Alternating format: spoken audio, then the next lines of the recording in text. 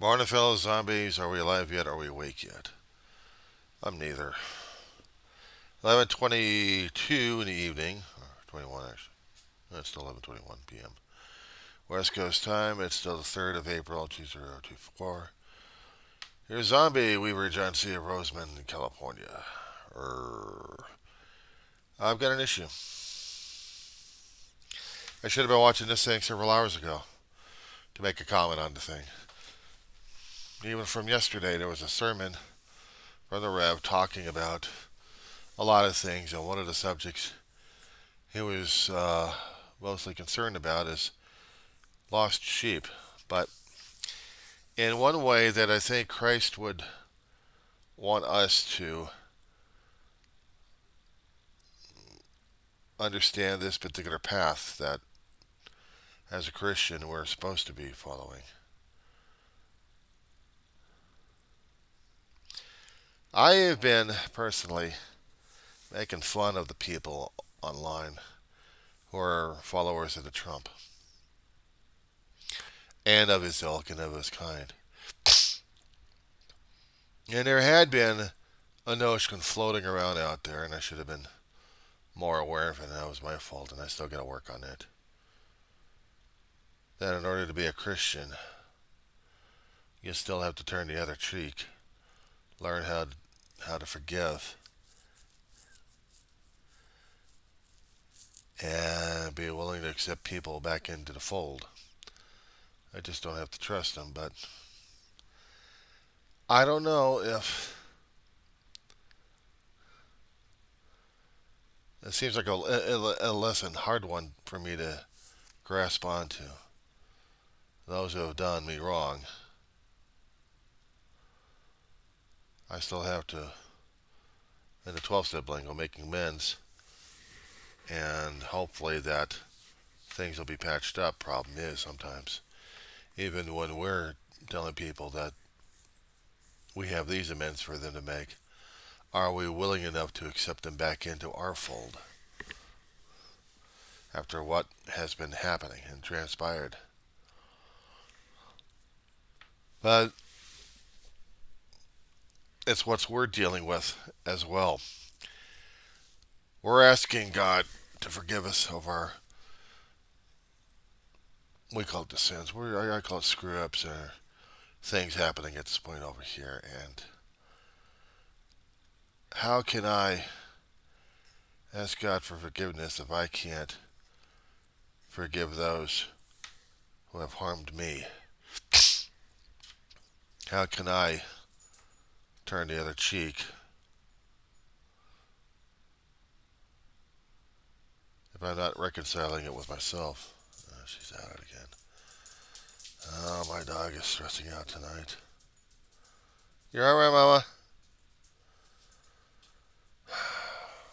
Little dog of mine.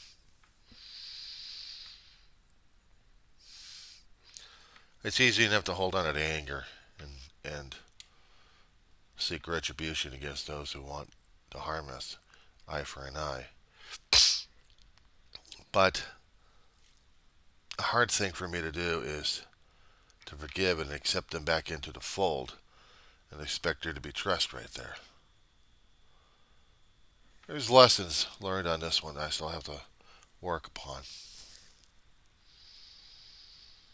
A long time ago, when I saw my brother in that situation, he came all hurt, confused, and was doing anything he could to get rid of the pain that he suffered through, but he couldn't understand it or actually communicate that with anybody. But he did things that hurt people. Hold on. Mama, come here. Little girl, come here. Hold on one second. My brother had to hit a bottom of sorts. And this bottom was, the last straw. Somewhere in there, I think God had purpose for my brother because he was going to spare him. But in return,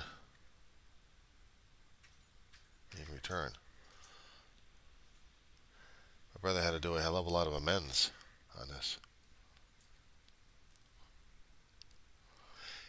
Trying to make amends on me and a lot of people. And he had regained my faith and trust. And maybe a hell of a lot more than I realized. I'm going to put the headset down. I got to check on my dog again. She's acting weird tonight. Give me a second, will you? Don't mind the screen if you happen to see bug war happening right now. Mama, hold on. Let's get back up there. Up there. That table.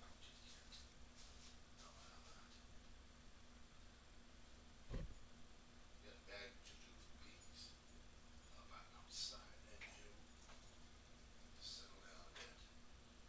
Yeah, settle down a bit, babe.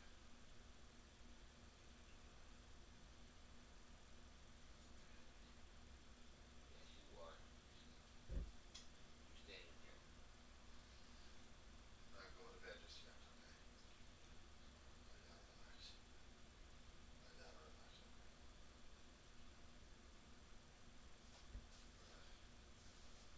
Close up a little bit, don't you? You still need to get some cold air in this place. So you don't mind. I'm going to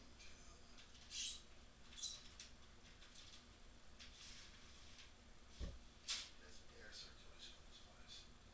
And just because it's cold enough, maybe those bugs will get there.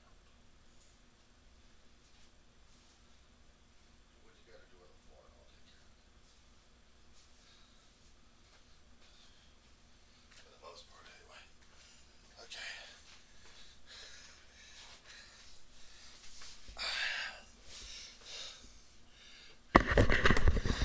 That dog of mine really get me worried about her. Great deal.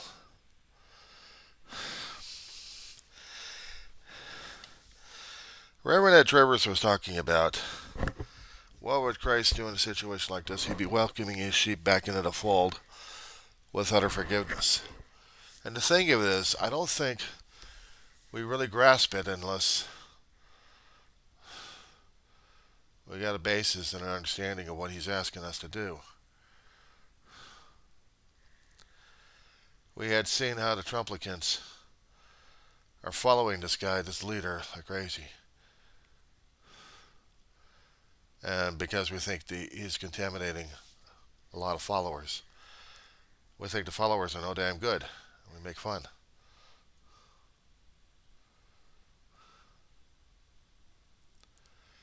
Where is our own compassion in this? Where's mine?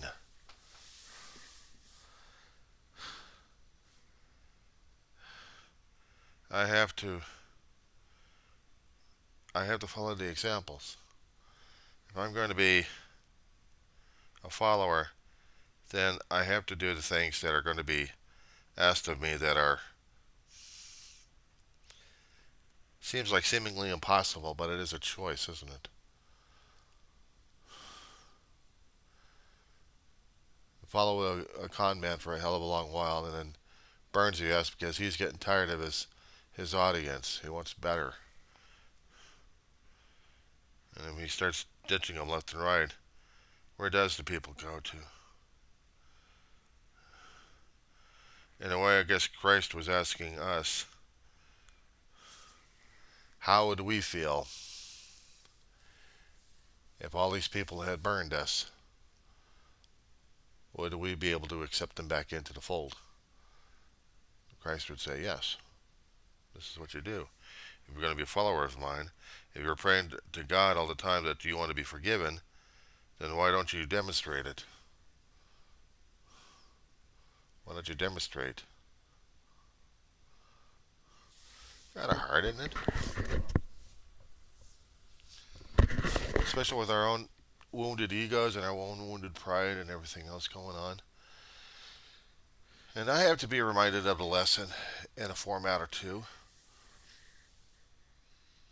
See, I don't think Reverend Ed Trevors understands something about 12-step, or in that situation, or maybe he does, but probably hasn't quite been able to relay it. And I guess maybe in a way, we still all need to understand the translation of it. How can we expect God to forgive us if we can't forgive others? How can we be followers of Christ when we can't act the part or be the part? Even if the ones who are going astray and think they knew better, I understand that they actually burned. The Trumplicants actually burned people left and right as they followed their leader, and either they get consumed by his madness and be sycophants or clone copies of him. But what if they do get to a point where they're getting so damn disillusioned they don't know where the hell to go? Again, I am reminded of my brother in action and in form. And I have to keep talking about his story because I am his voice here. He would keep telling me, where's my faith in God? Where's my faith and trust in God? Yeah, but God still requires, and so with Christ, of me making the actions necessary to prove or to demonstrate. Is there a way to forgive, to turn it over, to turn the cheek? Despite the fact I may have a hell of a lot of mistrust and misgivings at this point over here. Just to say, I forgive you.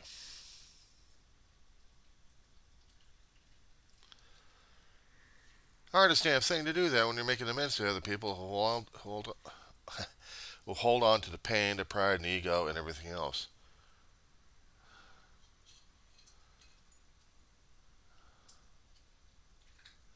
Hard for me to do that, especially a long time ago when I was looking at my brother as a skeleton. I looked at it angrily at him. Part of me wanted to wish him away. But the other part still wanted a brother because I was so used to that. I took pity. I felt sorry for the bastard. And I guess somewhere in my head, there had been a thought pop into my head saying that he's your brother. He's your brother. So I had to turn it over and then also let it go. God was going to help me make the decisions on this one. Give me a second, my dogs. Give me a minute. What's going on, Ma?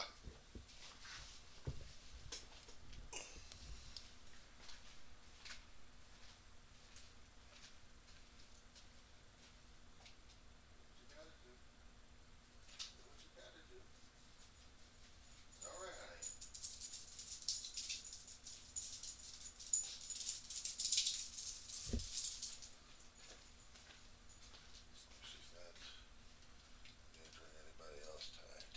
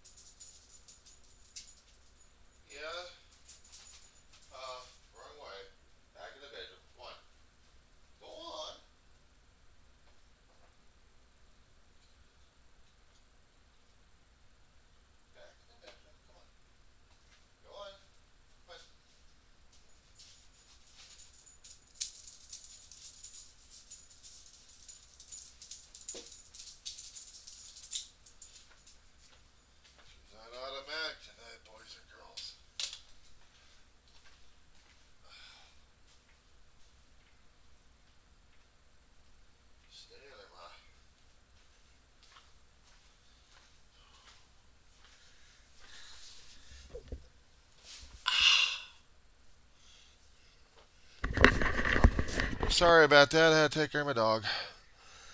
And she's gone psychotic tonight. Dementia's doing that to her. I was trying to understand what Reverend Trevors was saying. Allowing the Trumps to be back in the family, and there had to be something I could grasp onto to understand that particular lesson. And for me, it's my own history. Dave came home as a skeleton after we tossed him out. Uh, Long stories on these on my other videos talking about this one here. But Ma was in a program and she went over, talked to people about it. Someone gave her a phone number for my brother to call. So Ma gave him an ultimatum. You call or you're gone. Do that in the morning. He already ate. I don't know if Ma ever ate or not. I hope she had. And next day, my brother made the phone call and started his journey on getting clean and sober. Took him a hell of a long while, but he did. And he really didn't start out as an enemy. He was my brother. He was 8 years older than I am, firstborn. And he made decisions in his life that Ma didn't exactly approve of. He went into the military and did things in there. And unfortunately, he did a few things that the military really didn't approve of. However, you okay now, Ma? Crazy dog. And because of some of those actions had turned some of his decisions very badly for him. And he chose some of this stuff. And that's I think how come we look at it right now for the Trumplicants. Maybe if I looked at it as people who are afflicted with some kind of weird-ass disease, like I looked at everybody else on the face of this planet, one way or another, we're afflicted by the damn thing, or even my own damn bloodline, for that matter. But we all got something eating us alive and turns us into some kind of sycophant or a vampire or a leech or something like that. Now we're dependent upon a lot of things just to keep us going, survival. You either call it biology, spirituality, or both, mentally. Three components in the situation over there. So after I try to understand the big book of Alcoholics Anonymous, which I still have,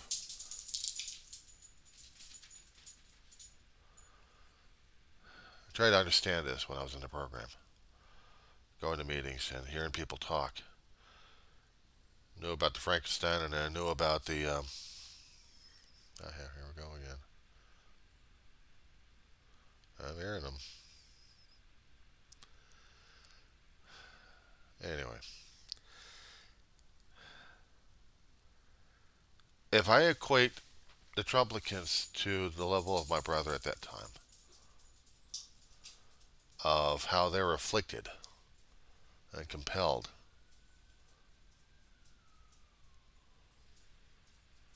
we got action, boys and girls.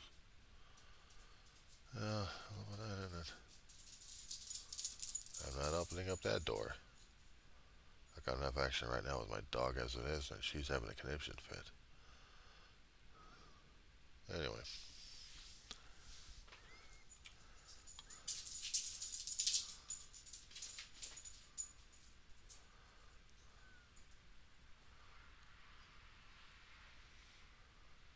Yep. We have action in our neighborhood. Not again. Well, I guess tonight's going to be interesting, I guess. I was trying to make a point. Maybe I've already made it.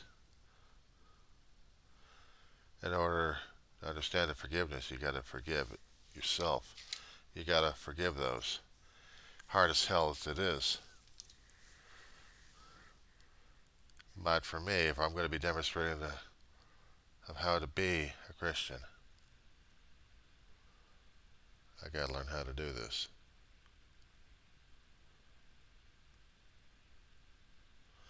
I gotta learn how to do this more and more. Even if it means if I happen to see the Trumplicants who lose their false prophet, who lose their false shepherd, I have to welcome them back into the fold.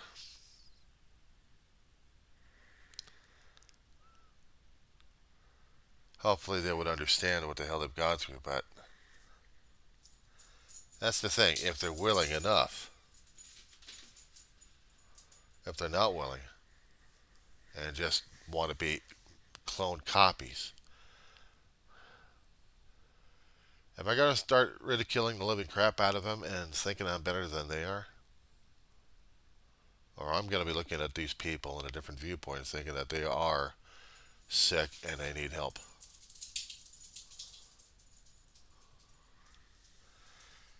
Then I have to keep asking myself, where's my compassion and my humanity?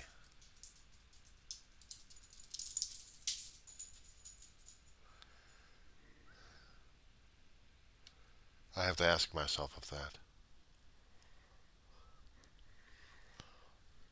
In the end,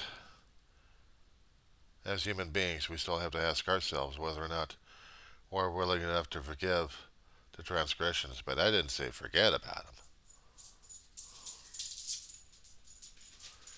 Forgiveness is usually up to us because we want to release our own burdens in the situation. But if we're really compassionate, then we really got to mean it. Otherwise, we're doing lip service, and I think God would know about that one. Because once we're doing lip service, then how can we be truthful and honest with anybody else, including God? We can't even be honest with ourselves in that one. And while my head may be not staring into the camera and telling people about this stuff, I'm listening for action outside my home. There's been units going throughout the neighborhood with lights and siren, and it's got me pretty freaked out. I also have a dog running around over here who's lost her friggin' minds this night. So I don't know what the hell's going on with her either.